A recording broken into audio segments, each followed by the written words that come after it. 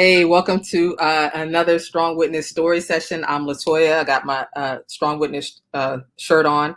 And tonight we are definitely going to be chatting about, another heavy but serious topic and the stories that definitely need to be told. Remember, these story sessions are spaces where we can chat amongst each other, that we can build community, we can build connection because we are opening up and sharing our stories. A lot of times we go through difficult moments and because we have a hard time healing, we have a hard time connecting because we don't open up and let our stories be free. And so I love the power of stories. I love hearing people share about their experiences in life. I love hearing people share about good times and then even challenging times that they have overcome. So tonight, our guest is Shatar. And before we came on, the live, she and I were chatting and I was like, man, I haven't seen you in a year because it's been a year since the first time that I met her. And we did an event last summer, which was really good. It's on the YouTube page. It's on the Strong Witness page, maybe on this page. It's called Can You Hear Us? And I hosted that discussion, and it was 5 Black therapists who shared their personal story of dealing with racism and trauma.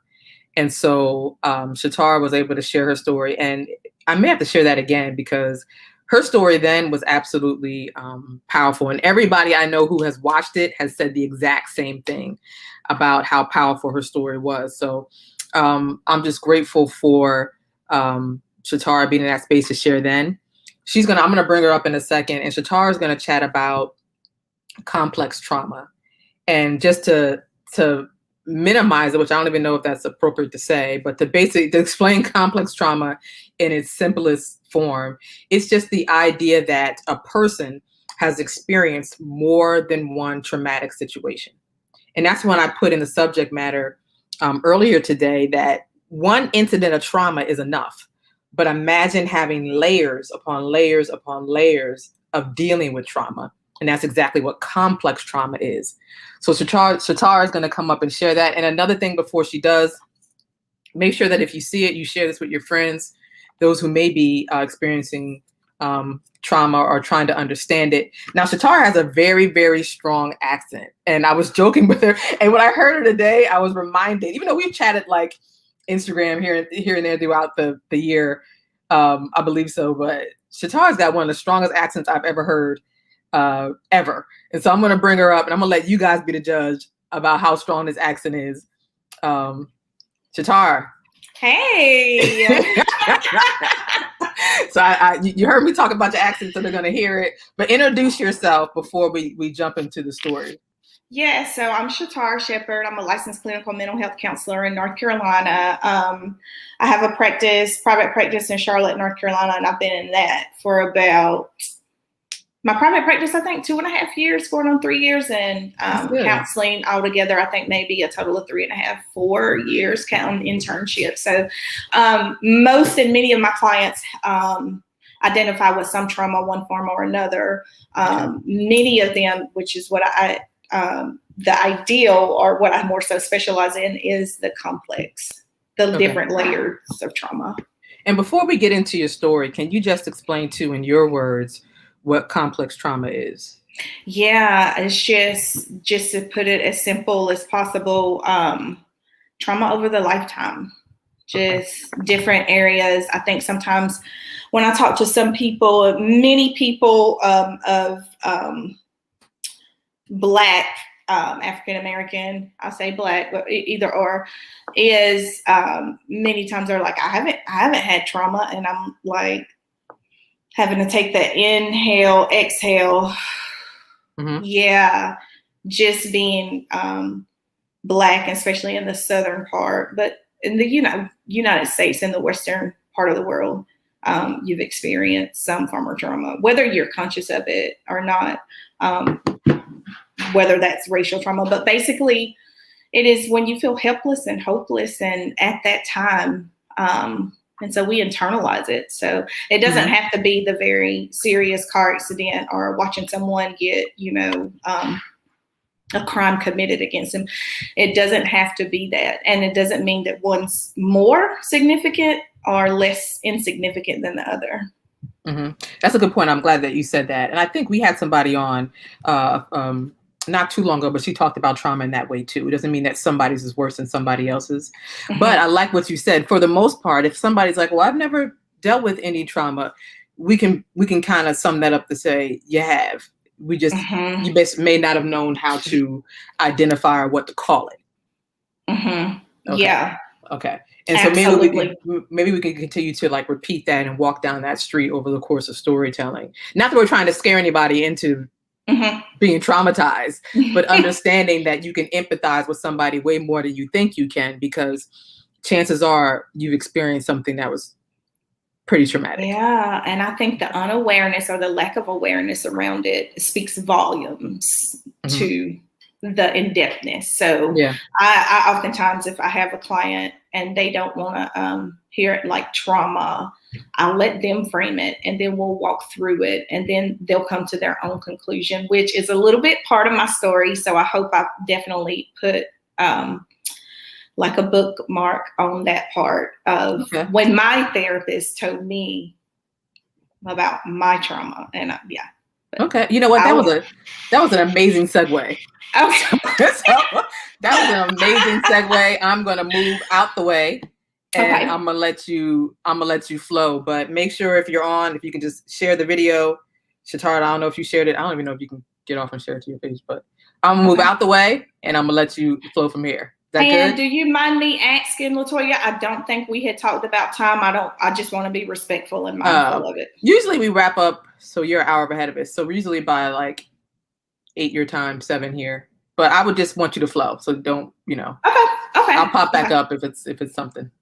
Okay. All right. Go ahead. All right. Yeah. So as I was just saying to Latoya here, that oftentimes many clients, especially in my experience, personal experience and professional experience, is when that T word, the trauma word, is brought up to many clients, especially clients that are of Black descent, is no, I haven't experienced trauma, or yeah, it's very much like not recognized as trauma. And that really brought up, and I wasn't even planning on really talking about that part, which is interesting, but what really brought up for me is I was in a domestic violence relationship for over 10 years. That has been actually around 10 or 11 years ago is when I left. And this is actually how I got into the counseling field myself. It was 10 years in. This is a person that was like my best friend. He knew me. He knew everything about me. I always wanted to be around. So we really, when we see these little parts of a person that maybe we don't like or we're not okay with, we remember and really grapple to the parts that we do love and the hope that, things will just get better, or if I change and this will get better. Well, 10 years in, and this was a very violent relationship. There was times that I had 2 black eyes. I've had a broken finger, broken rib, a gun pulled on me, knocked unconscious several times. So when I finally got to the point of no more, this can happen, in a nutshell, and of what happened, and I definitely hope that I'm able to get back over to that point. When I finally went to seek help, I was from a rural area in North Carolina. So I went to the domestic violence shelter there, and I remember the counselor saying to me, asking me questions, and she said, to the fact of trauma. And I'm like, yeah, or abuse. And I'm like, no, I've never been abused. I come from or never experienced trauma. This is new. And she's like, somewhere this is familiar. Something about this is familiar. And I remember becoming kind of angry, more so defensive. I remember becoming defensive with her, saying, no, I come from a 2-parent household. We went to church, all this, what makes a person, I guess, good, and the Bible Belt. per se at that time was my frame of mind. And I did not realize, of course, my parents, I can't remember them being other than trying to be good parents. But she began to ask me, my counselor began to ask me, she said, tell me a little bit about your childhood and growing up. And as I began to tell her about the many of times I was around extended family members, quite often my message was how awful I was from the youngest memory that I can remember, which my youngest memory is age 4, how ugly, how disgusting, how I will never amount to anything, how I would end up in jail, just very horrible things. And I remember as a young girl not really understanding why. So as I've continued to learn, when the brain doesn't understand why, then it points inward. And a little child's brain, I couldn't understand why this was being said to me. So I began to hate myself. And as I began to tell my counselor that, and I remember her kind of like folding her arms and looking at me and say, tell me more. And as I continue to go, I just remember tears just really flowing down my eyes. And I said, I've always been abused. And she just goes, and she shakes her head. And that, oh my goodness, it's like filling up an empty water tank. Like it was finally that little girl that grew up feeling so empty and so wrong and so bad and so horrible, finally had some validation, finally had some answers. So that was my first step into my insight around trauma, around abuse, why it really made sense. And it's kind of like, I think it's the analogy, if a frog's in boiling water and is in water and you slowly turn up that temperature, that frog can survive. But if you just throw that frog into the boiling water, he's going to immediately jump out, is because it's not what feels right. You're not able to notice, you adjust. And so my brain had just really adjusted to bad treatment. My brain had literally adjusted to this internal message that I was giving myself that I wasn't enough. That in itself is trauma, because then we begin to pick relationships, friendships. We begin to criticize ourselves all the time. One of the things that I did not realize, and I remember my counselor, talking with me about my house, and she said something to the effect of, I bet your house is spotless. And I'm like, oh yeah, I clean all the time, and X, Y, and Z, that type of thing. And I was like, well, how did you know that? And she told me about how that was a clear sometimes, and I'm not saying a person that's trying to be tidy and not keep a messy house, that they've experienced complex trauma. That's by no means what I was saying, but I had felt so out of control that my continuous spot cleaning, continuous doing something, continuous looking for the next thing to do, was my brain just trying not to sit and think with the trauma. Which also brought up too, it informed so many different ways of working under pressure. Like I've always said, that's the best way I work. As I'm and again, this is my own personal story with it. That working under pressure of something of always operating in crisis mode, run. So I had to realize, as well as that, like checking into myself with that. So there was a couple of things that I did right to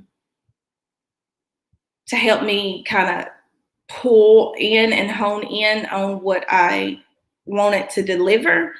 Because again, when trauma is complex, meaning in different variants. It's a day in, it could be a day in, day out thing. It can be a continuous thing. It can be,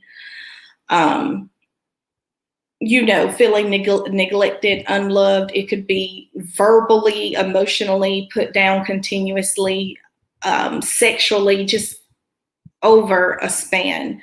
When it is complex like that, there's so many different layers. And it just felt so good to take that breath. But there's so many different layers to it. When I first got invited by LaToya to speak, I think she first had mentioned, did I want to talk about what I had shared before, which is my incident with the law enforcement officer that was horrible. My husband and I at that time felt like we were not going to survive. Well, I definitely felt like I would have survived. I don't feel, this officer knew he wouldn't have been justified to do anything to me. But I thought I would watch my husband get killed. No matter how many times he tried to cooperate and put his hands up and say, I'm not a threat. I'm not a threat. And I told LaToya, I said, well, I can't remember exactly what I said in the text, but I mentioned to her that, I could share about domestic violence because I'll be doing a training soon on domestic violence in the Black community. And then later last night, and again, this is me talking about this is what complex trauma is. Then last night, I remember, emailing to her and saying, hey, I'm not really sure about the domestic violence. Well, I could talk in reference to the domestic violence, but then what about the childhood trauma of hearing this? And as a kid growing up, feeling all these things. And then I was like, well, then I can bring some racial pieces into it as well. See there with an employer and just different things like that. And just so many different other layers of it. And that's exactly what the whole, and then I just was like, let's just name it complex trauma.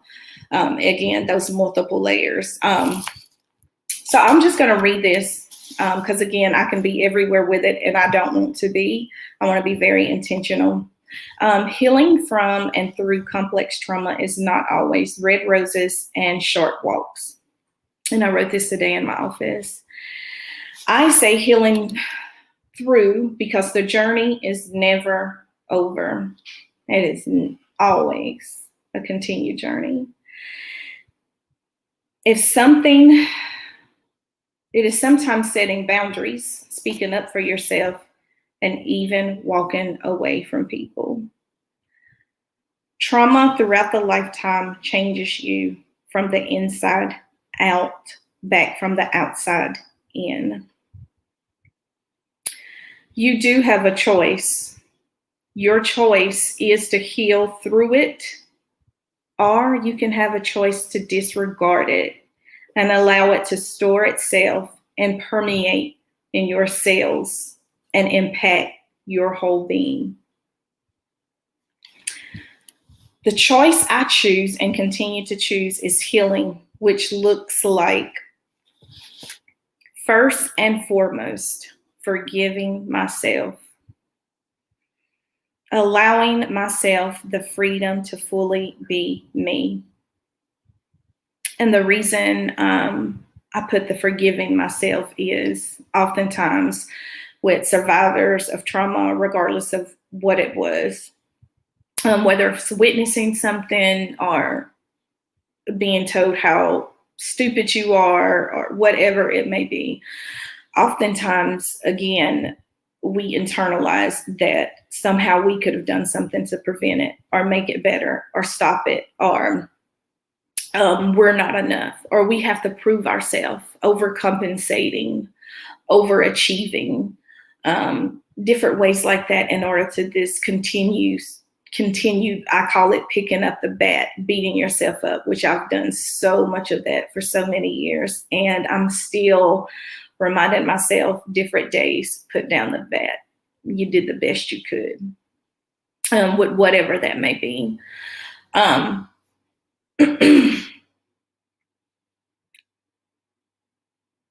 See, my trauma started early on.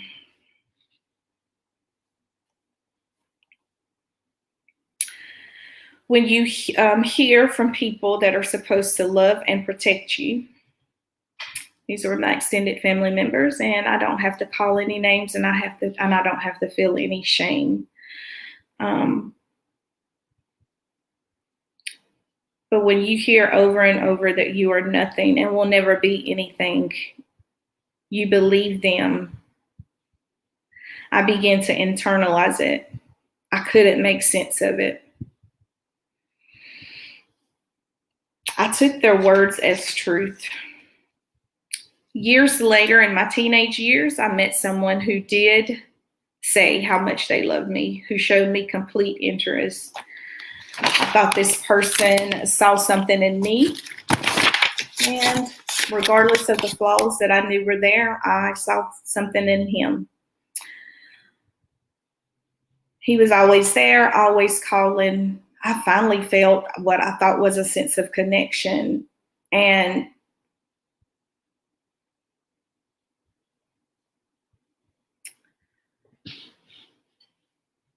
that's what makes domestic violence, and segueing back into that, so intimate partner violence, so challenging, is because these people, when you meet them in a relationship, the grooming process is phenomenal. You've met Prince Charming, whether that's they're meeting your emotional, they're really checking off all the check boxes as much as possible, until something happens. And then that was the beginning. The beginning was beautiful. It was the flowers. It was the roses. It was your everything. And again, like I said, I wrote some notes here that are kind of everywhere now that I see. And in the middle, it was me asking myself, am I going crazy? Am I losing it? What is wrong with me? Again, all this stuff from childhood began to reinforce and come up, that again, that internalization that I'm horrible, that I'm bad, that something's wrong with me. At the time, I was also experiencing very overt and covert racism on the job. This was a job that, which again is another layer of already going through different things, and then to be of a marginalized group, is that societal level. And again, complex trauma, because you can't escape it. You can leave a job and go to another job, and in your gut, you're hoping that that's not the case. That's a story in itself, and I'll continue on. And the end, again, 10 years later, I remember when I was going to see the counselor, when I was in the abusive situation, I was actually sneaking to go see her. I remember me and my children leaving in the middle of the night with just our clothes on our back. And we fled 2 counties over, and we stayed in a domestic violence shelter to stay safe. Which I left the job, I left the marriage, I left it all. I had lost me, but because of my children, I made my son a promise that I would never go back. And he didn't believe me in going back into that, because I had told him that so many times, which makes that super hard for survivors of domestic violence. And while I am also talking about that right now, I do want to emphasize just how that is very much so still happens. It's not the obvious of what it looks like. For me, mine was hidden very well. abuse at the time that I was going through. Only a couple of people knew, and they were immediate family members. I'm trying to get this sun out of my face, but we were the couple that was going to church with our 2 young children. We both had very nice cars, living in a pretty decent house. Well, for a rural area, it was a pretty nice house at the time. We both had really good jobs. We both smiled. Our children, our boys, always stayed very clean. So just because it's not, you're not hearing the screams or it's not happening doesn't mean that it's not. It is your average looking family that's smiling really big, that's going on trips.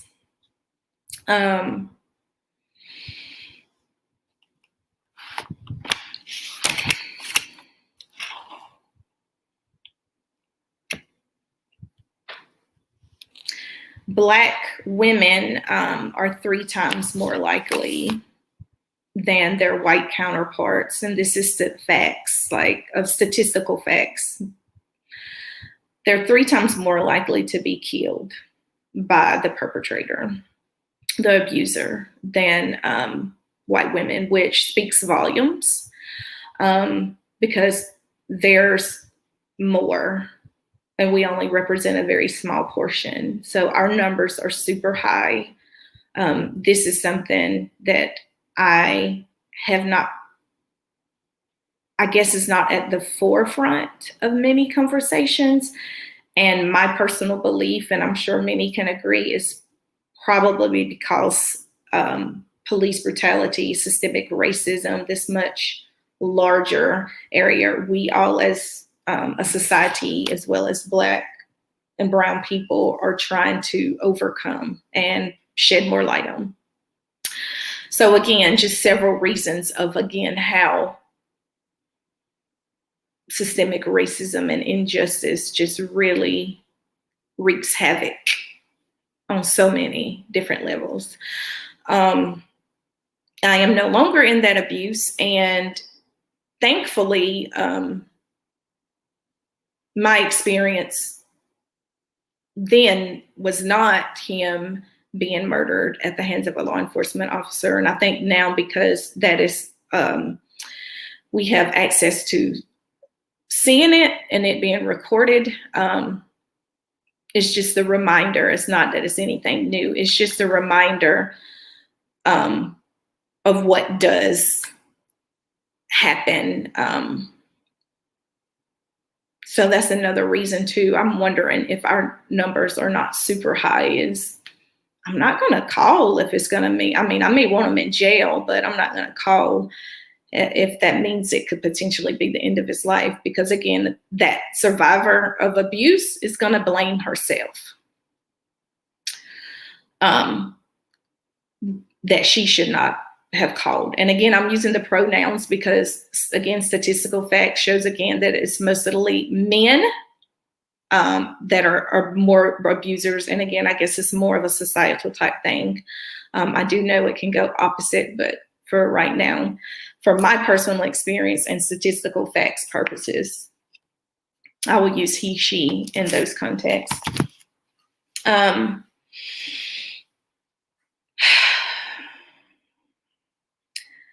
Years later,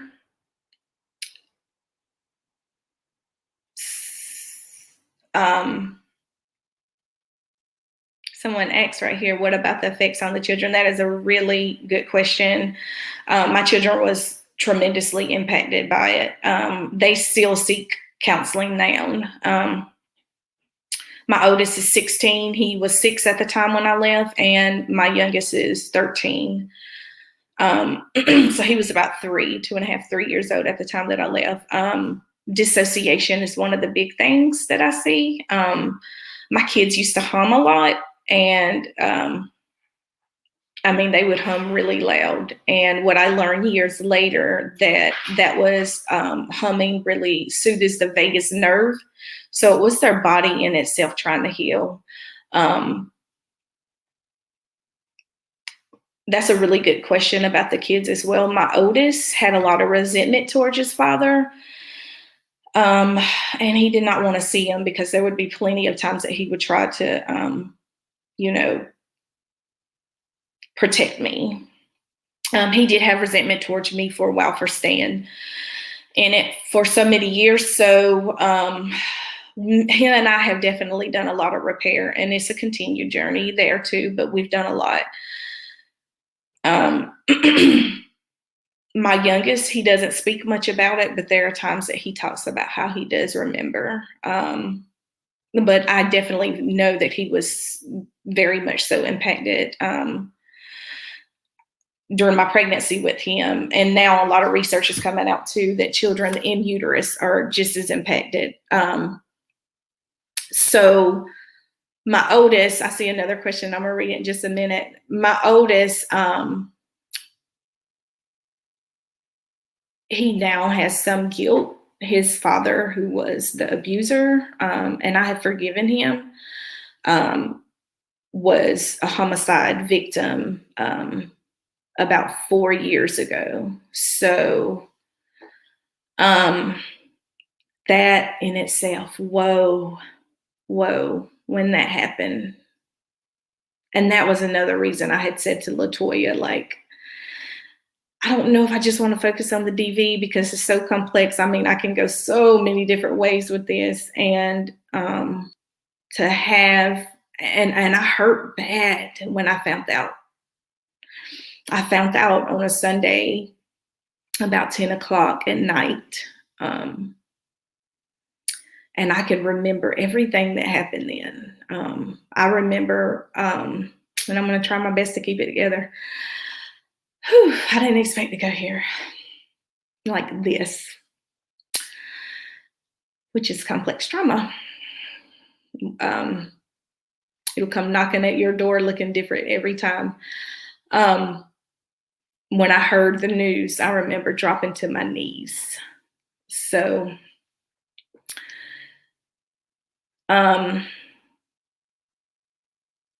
that's been his thing with that. And I talked to him a lot about, although he loved his father, and although his father, and that's another thing I definitely will give him credit for, despite how he done me, and despite that he did it in front of the kids, which is no excuse, it should not have happened, period. Regardless of where we are today, that was wrong and an injustice and in service to them. He really loved his boys.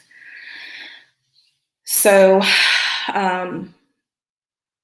the fact that I wasn't able to ever get any closure, on what had happened with us, he did, I think, try to reach out, but it wasn't even after I left, it wasn't ever really safe. But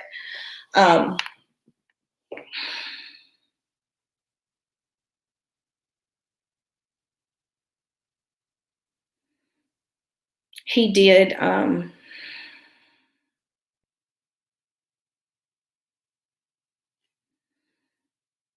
I had to forgive him after that happened, but it was so horrible.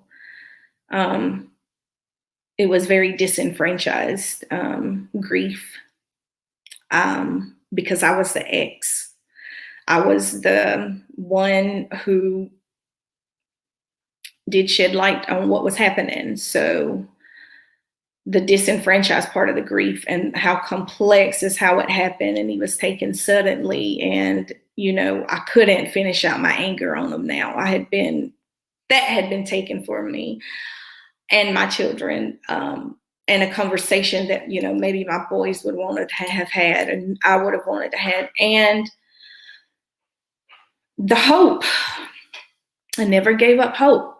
I always hoped, regardless of what happened with us, that he would maybe change and could lead a different life. And that was taken from all of us suddenly. And the disenfranchised part was I couldn't say much because I'm just an ex. But I did share 2 boys with him. And it brought up all the other unresolved trauma. I just remember screaming till I would vomit just from how that happened. And again, it was all my other unresolved trauma that was really coming to the surface. I will say this, and this is my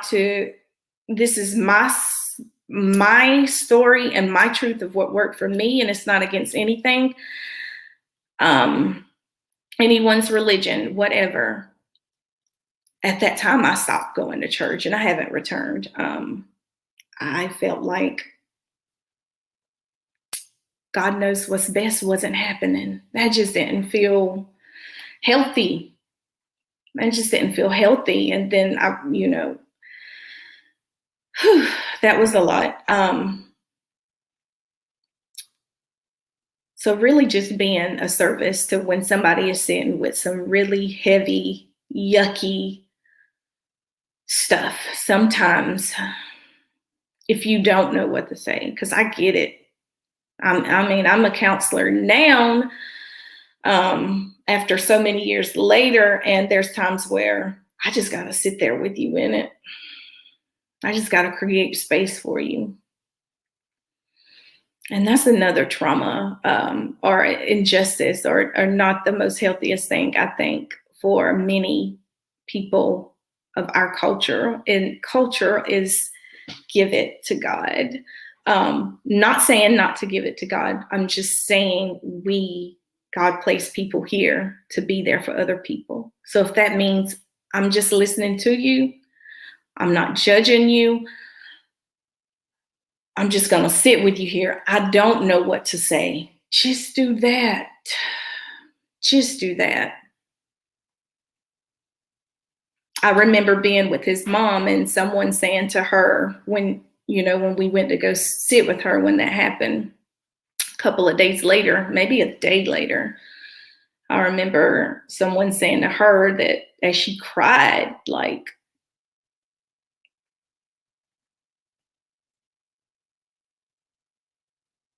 just that deep, hollow cry. I remember, I'm sure their intention was well, but they said these are happy tears because God knows what's best. And it was like a hand had went into my gut. And I just remember like getting my boys out of there because I didn't want them to hear that. That felt like, again,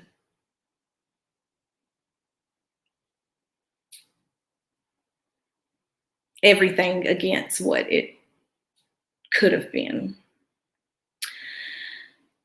So I will just kind of put everything back together to say healing from complex trauma, period, trauma throughout the lifetime, or any situation that has left you feeling helpless and hopeless. It is a process. What mine looked like in my personal life is deep breathing, of course.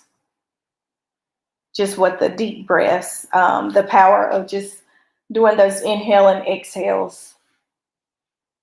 A lot of internal work of just sitting with yourself, like not judging it, just being there with it. I got a lot of that when I began to do a lot of practices and mindfulness and Buddhism, honestly, the practice of walking that path of self-enlightenment. Yoga, a lot of body movement and stretches, meditation, sleep. Sometimes my body will shut me down and Instead of being like, you're lazy or you've wasted a day, I'll just take my time and trust that, it's all right. Just becoming that kind, gentle person that you needed during those traumatic times.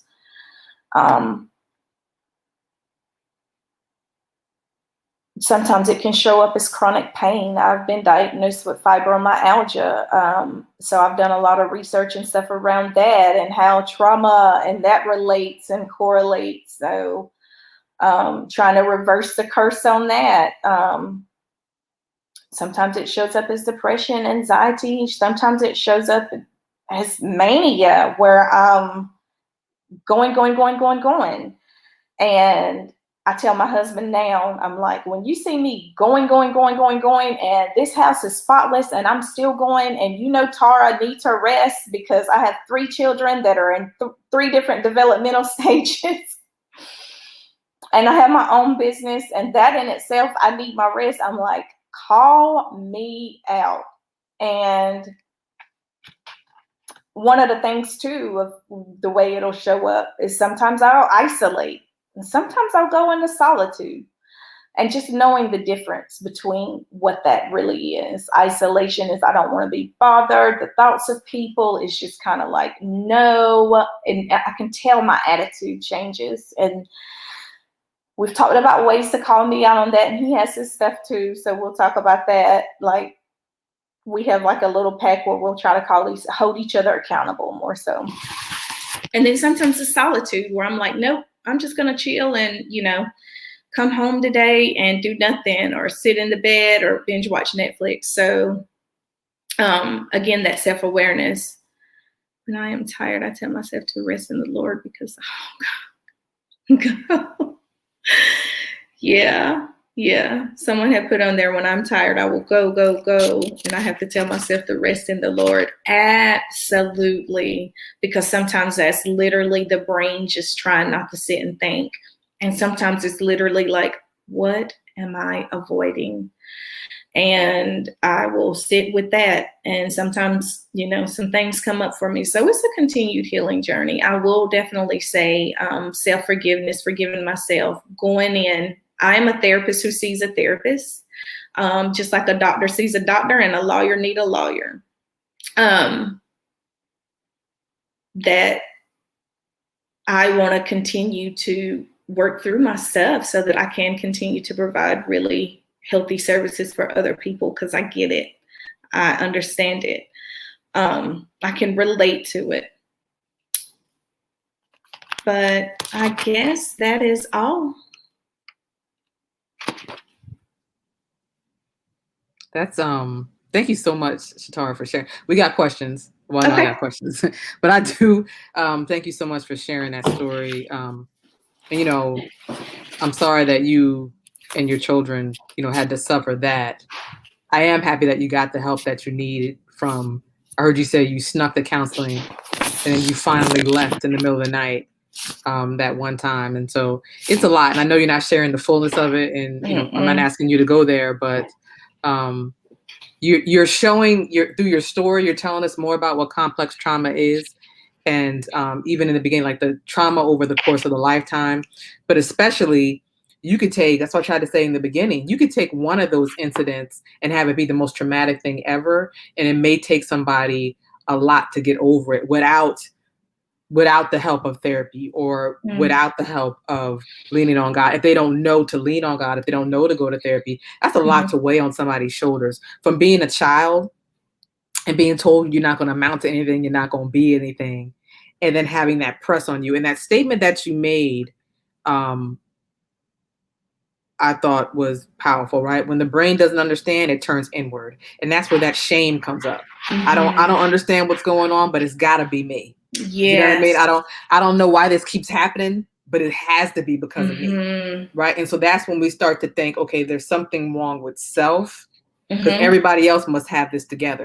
And so you talk about that childhood trauma in your story, and then the idea, and I think that's a part too, I want to, and hopefully you can talk on, the idea that when we suffer and we're the victim or the target of so much trauma, we seek those relationships that seem to give off the same thing, because this to me is normalcy. This to me is love. Okay, let me go to this person who also, that's how they show love the same way. They're belittling or controlling or, you know what I'm saying? We start to think like that's where the comfort zone is. It's familiar. And I heard you say that when you were 17, you met this person. So coming out of that. So yeah, explain 15. A little bit of that. 15. Okay, I'm sorry. Yeah, I was 15. He was much older than me. Yeah, and I think you're right. I kind of was seeking out some protection. So I kind of went for what looked like the bad boy. That maybe I could change. Again, sometimes seeking out those relationships where you can change somebody, that kind of codependency, to feel good, to feel validated, to feel needed, to feel wanted. So yeah, I've been doing a lot of work around that, and it all really points right back to that core belief system that really forms early in life. And who do we get that from? The people we're around. Right. So even to this day, I'll be 35 this year. Even to this day now, that still is. And again, I went to grad school, got a master's in counseling and do counseling, but that still sometimes can come up for me, them very childhood wounds, because you can become stuck in those developmental in different ways emotionally. So I have to call myself out on it sometimes. So maybe if it's, I don't know, being disregarded by my husband or something like that, then maybe I take that a little bit more deeper or person. And then I have to realize and just really work through that. But repairing those relationships of going inward, that's why I really love the work around parts work, transpersonal parts work, internal family systems parts work. I really love that work, because you don't necessarily you may never get what you needed from those people, but you can go in and repair that subconscious. And I had to really think, these were grown adult people. You were 4 or 5. It happened from like as early as I can remember, 4 all the way up until my 8th. I want to say 18, it went past, but it did dwindle then. I guess maybe because I, began to live my own life or whatever.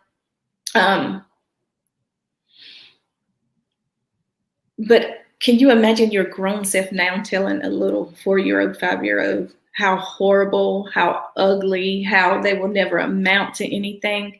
I had to realize as a grown person then, they're still a child. They're stuck. You have to be so broken to speak to another child like that. I mean, it can be a child jumping off the house where I want to be like, I'm going to call your mom. I'm not going to break that child down. So I had to realize that it wasn't me. It was them. Yeah. And that's, and I'm glad that you said that. But at the same time too, I was just telling somebody this earlier today, at the same time, we can say, you know what, that's where that line comes in. How somebody treats you says more about them than it does about us. Fact. That is a fact. This is more about them. But at the same time, we don't want to minimize the pain somebody is feeling. You know what I'm saying? Like, oh, that's them. Like, okay, it is them and they're miserable, but still this happened to you. And we're sorry that this happened to you. Yeah. You know what I mean? Yeah. And I love your, you're sharing your story, but I love the vulnerability enough even to say that, okay, I'm an adult now, I'm a therapist now, but I still get reminded of these things. And that's human, and that's being vulnerable, and that's sharing. Here's a question that Casey had asked earlier. I know you read it, but I know you were in the middle of sharing. Well, not a question, I think it's just a statement, that her son sometimes gets nervous to come talk and ask her things. And she just talks about in that moment, just rebuking it, like in the name of Jesus, like, that's not going to carry on. Kind of like what you said just a minute ago. Okay, listen, I'm going to help my son and not have my son. I think this is what you're saying, Casey. If it's not, then correct me. Not have my son be in that type of space where he feels his nervousness too, or maybe what he witnessed was traumatized. We don't want that to continue to linger. You know what I mean? So begin to, one, rebuke it in the name of Jesus, but also then change the behavior and correct it. You know what I mean? And speak and say it is okay. Kind of like you said, what you did to with your sons, right? Because I guess you had mentioned, and I think you talked about that too, because a lot of times people who are in, and you correct me if I'm wrong, relationships with domestic violence, they try to leave several times before they actually leave. Yeah. And so I imagine there's a lot of things that are said to the children about, I'm gonna go, it's not gonna happen again. And a Yeah. young child taking it, and that in itself, not only witnessing it is traumatic, but hearing that and then watching it over again is traumatic. You know? Yeah. And so I imagine, I think you already said it, like you've had conversations with your son, the oldest one, about that. Yeah. Yeah, definitely. And you're right. I left probably 1,000 times. Like left is like we running. To actually leave, that's a plan. So yeah, my mom and I actually had safety words. So yeah. Mm-hmm. And then talking about trauma too, because remember in the beginning you said sometimes we ask, in session we may ask clients, have you ever experienced any trauma? Nope, haven't. I'm Yeah. like, like you said, oh, okay, right. But even though you may know something is there, but even having to hold the phone and you're giving a trigger word to your mom, that's traumatic for your mom on the other end. So trauma in itself, maybe you can explain it some more, but trauma in itself is like, that's a stressful experience. I mean, I don't, what's the simplest way you can describe it for people to understand? Not that we're trying to scare anybody, but trying to educate people on what trauma truly means. Yeah. Yeah, I just to hear you say that was traumatic for her on the other end of the phone, knowing. Yeah, wow. You see the many layers that it has that you're not even aware of how it impacts other people, even around you. I know it was challenging for her, but the simplest way I guess I could say, it hijacks you.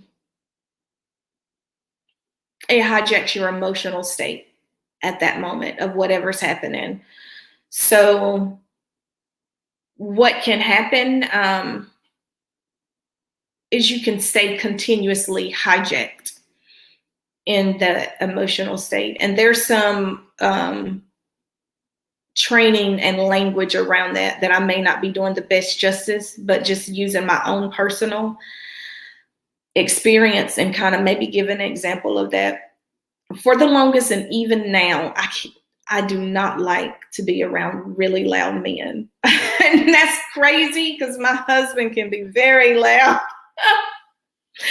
My husband now can be super loud and he knows that. Like I'll give him the eye, like, and but of course my system and body is able to recognize that when he's being loud, like laughing and just outgoing fun, that's the loud he is. I kind of know the difference.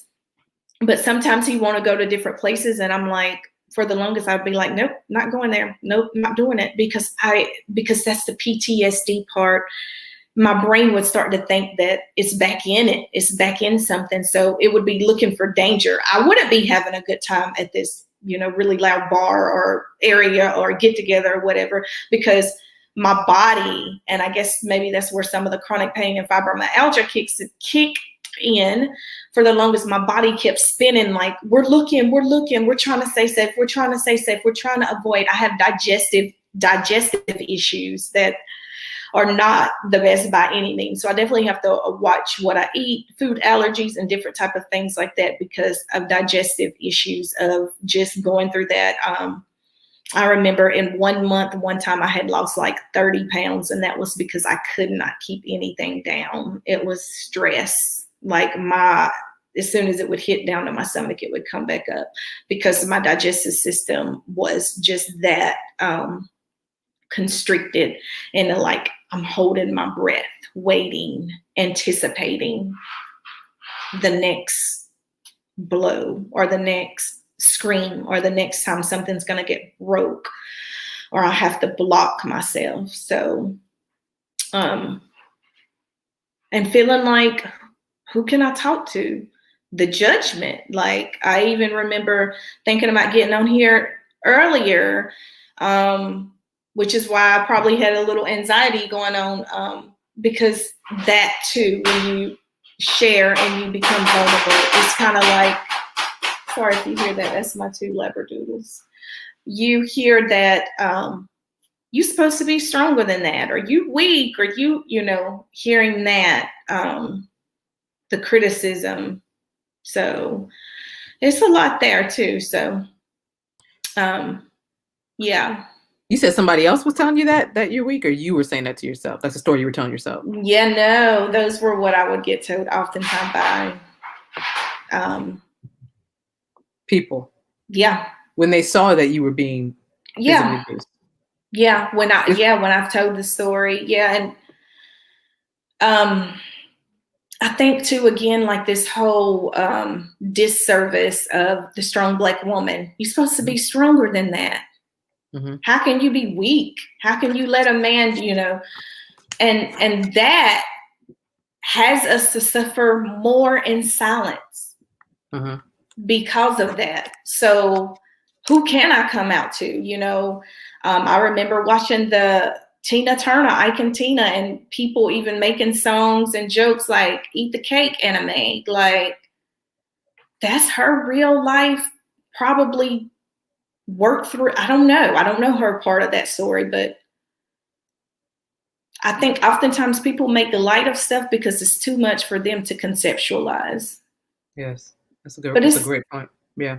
But it's super heavy. It's a lot. But I was actually told I was weak, and how could you let someone, or what's wrong with you? Again, those messages of something got to be wrong with me. Yeah. That's a horrible thing to say to somebody who's experiencing physical violence, any type of abuse. You know what I mean? That's absolutely, and I'm so sorry somebody said that, but that's absolutely maybe one of the worst things you can say to somebody who's going through the situation that you were going through. You know what I mean? And I'm so glad that you said that, because we can talk about the Superwoman complex all day. The idea that Black women, are so strong. Don't let them see you sweat. One of our therapists here really focused on that, the Superwoman complex. But that's not fair. Like, if I'm protecting my children, or I'm in this abusive situation, along with that comes this emotional abuse. I've been told these things all my life, and now you're telling me I'm weak. That's more shame. Yeah. That's abusive in itself. It is. And I love what you said when you were sharing the story. Like, listen, if you don't know what to say, just listen. If you don't know what to say, sometimes just being present is all you can do. But that statement does way more harm than good. Yeah, when you had just said something about the Superwoman complex. Yeah, it gives this message that you're not supposed to ask for help. Mm-hmm. You don't, or implies to others that you don't need help. Yeah. Gosh, it's such a, Or you're weak. Yeah, you're weak for asking, all that stuff. You know what? Before we do get off, Shatar, I just want to put on there for people how to find you, how to connect with you, the email, Venmo, Facebook, Instagram. I love when you share, and I saw you do this last year too. You stop and take a deep breath, and then you go forward. Right. And I think that's important. I know a minute ago you were talking about how you go. And I love you, your husband was like, listen, if you see me going, slow me down. But talk about even that deep breathing and just the idea of how that brings clarity. Maybe that's if somebody is sharing, or if a traumatic event comes over them, how they can pause and kind of like gather themselves to move forward. Are your dogs knocking on the door? Like, what were they doing? Like, it just sounded like the Labradoodles are knocking on the window. Or they're just walking. They're puppies, so we're still in the training phase of them, and they were in. That got a big crate for them, so they were knocking their tails on that. And it's two of them. I went to get one and fell in love with the other one. I'm like, look, get me out of here. Yeah. So your question was, the pause. Yes. Just a little bit. When I left, I went and stayed with my mom for about a night or two, and I knew I couldn't stay there. It was just too dangerous it was within the first 72 hours is when most victims are murdered. Because it's heightened. They feel like they're losing control. So I remember calling this place. I'm pretty sure they're okay with me saying their name. Helpmate in Asheville, North Carolina. And the person I got on the other end of that line, I remember the first time I hung up. And the second time I just sat there, and I remember it was a voice, and they were like, just take your time, honey. I'm here. And I'm like, somebody knows I'm on the other side of the line, and this person was like, you're not weak. I get it. Like, a weak person couldn't survive through that, what you just told me. So just really, that changed my life too. So had I not had that much of an understanding, compassionate, and I remember crying and saying, this is so hard. And they said, I'm glad this is hard for you. And I'm like, why would you say that? And they were like, because when you get the strength and you've made it through it, you'll never go back. And I remember being at that domestic violence shelter, like me and my two boys in a room. We were in like a forest that was way out. If you've ever been to the mountains of Western North Carolina, we were deep in the woods. At this particular place, it wasn't in Asheville, but it was, somewhere near. But anyway, I just remember, if you could just get to the other side of this, and it's this hard, you'll never. And so I would just really replay that back to myself. But those deep breaths, 4 deep breaths resets your nervous system anyway. So it gives that oxygen to the brain. So I have just learned to honor and listen to my body when they come up, because I was holding my breath in. And so when you're holding your breath in, like, my brain's going to scatter and pick different stuff. So I just had to realize, like, settle into that. And just different things were coming up for me in terms of emotions, which is, again, other layers of just healing. That's how I look at it, as continuously happening. That's awesome. Shatara, that is, you are definitely, you have stories. Not that they're like, I know they're heavy. Like I said, last summer, the one you told was absolutely heavy, and the same thing tonight. But I just appreciate your strength, your vulnerability, your transparency. I know before we got on, we prayed, and that's something I pray for. Well, I pray for everybody before we start, knowing that your story is going to help somebody else who's going to hear this, and that's a part of my prayer too. If somebody is experiencing domestic violence, somebody watching knows somebody else who's experiencing it, that we share and get that message so they can hear somebody else came out and is here to tell the story, and it is traumatic. I'm hoping people begin to understand more what trauma is, which doesn't mean that there's a blemish on your life forever, but we've all experienced, and what trauma I define was traumatic to me. You know what I mean? So somebody else can't say that's not traumatic. Like, no, like you describe what's stressful and traumatic to you, but at the same time, like you said, so many times we make light of things. Like if I turn and go to my favorite restaurant now and they're out of my favorite dish, I can't be like, I'm traumatized. Like, I'm upset about it. But sometimes we throw words around that could be hurtful to the next person. So just make sure that we're careful about really that stressful experience that was hard for us to deal with or cope with, that stayed with us, that we began to feel and hold that stress, and like you mentioned, in different parts of our bodies. But man, I appreciate you sharing that. Casey said thank you for the breathing technique, just stopping. You said 4 deep breaths, taking it in. I just love the way, I remember even last summer when you were sharing, you were able to do that. So, Mr. I just appreciate you coming on. Do you have any lasting thoughts or words or anything to do? Just remember, regardless of what, you have the power, you have the choice. You don't have to prove it to anyone anymore. Live free, whatever that looks like for you. Just, and just keep going regardless. Keep going.